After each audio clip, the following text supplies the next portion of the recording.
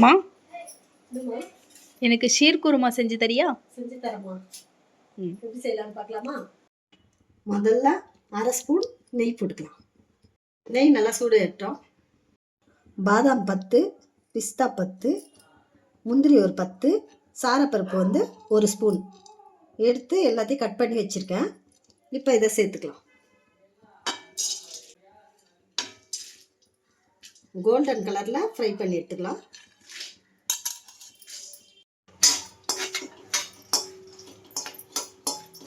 நல்லா கோல்டன் கலரில் ஆகட்டும்.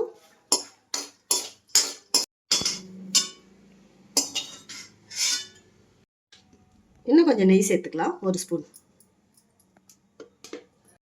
1 கப் அளவு சேமியா எடுத்துக்கலாம்.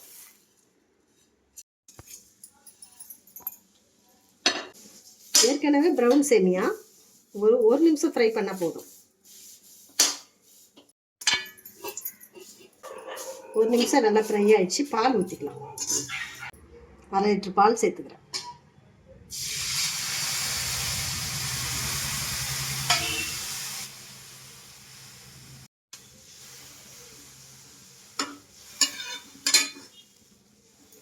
பால் நல்லா கொதிக்கிட்டோம். பால் நல்லா பொங்கி வர அளவுக்கு கொதிக்கிட்டோம். பால் நல்லா கொதிச்சு வருது.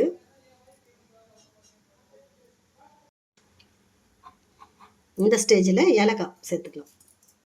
4 ஏலக்காய் தட்டி வச்சிருக்கேன்.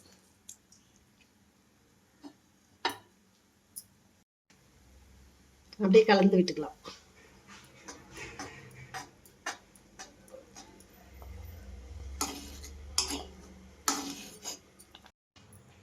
சர்க்கரை சேர்த்துக்கலாம். 1 கப்பு சர்க்கரை.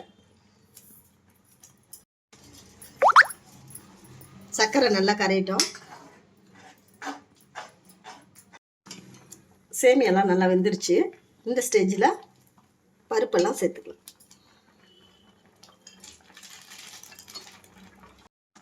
சூப்பராக சீர் குருமா ரெடி ஆயிடுச்சு. இறக்கிடலாம்.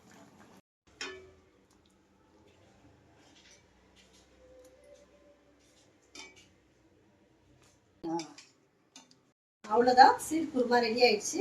இதை வீட்டில் செஞ்சு பாருங்க, சூப்பராக இருக்கும்.